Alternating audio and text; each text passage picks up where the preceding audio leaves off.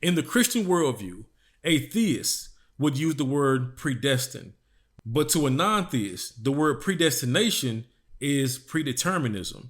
Same concept, less God, word swap. Let's get to the root of predeterminism and look at the word determinism. Determinism is a philosophical view that all events are determined completely by previously existing causes. Sounds familiar? Deterministic theories throughout the history of philosophy has sprung from diverse and sometimes overlapping motives and considerations. The opposite of determinism is some kind of indeterminism, otherwise called non-determinism or randomness.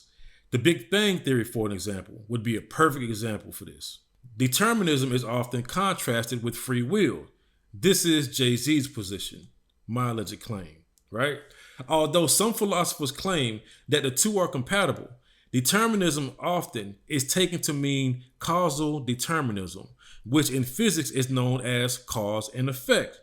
It is the concept that events within a given paradigm are bound by causality in such a way that any state or of an object or event is completely determined by prior states. Here we go. Now let's dispute this.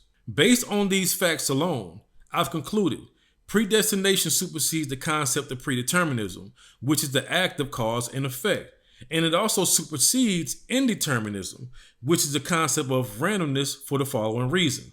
If determinism is the act of cause and effect, then why do we still put our trust in things like hope, chance, or fate?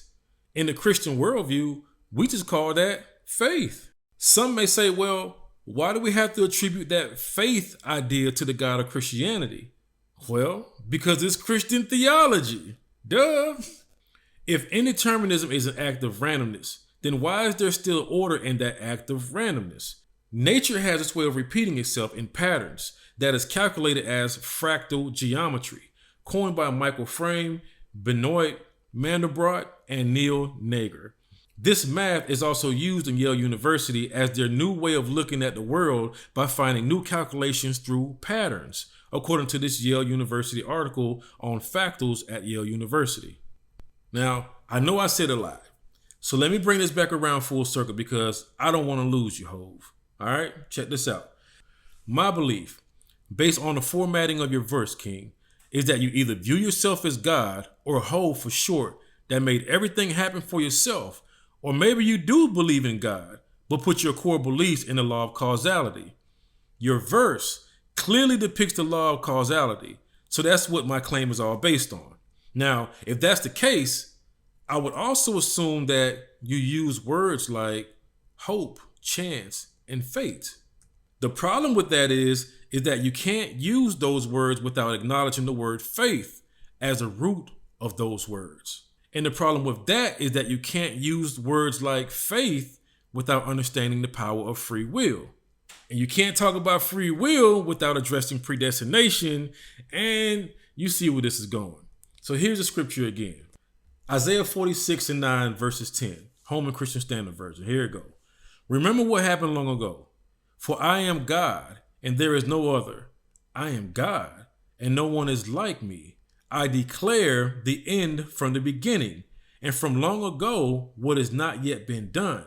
Meaning that he has already made his declarations about the end since the beginning. And he affirms the first part with the second by saying, and from long ago what has not yet been done. Here's the last part of the verse. It says this: my plan will take place, and I will do all my will. Mind blown. Enough said. See, this is why we as believers say God is the omni-God, because all of the names of God are wrapped up in this one statement. Lock and acceptance.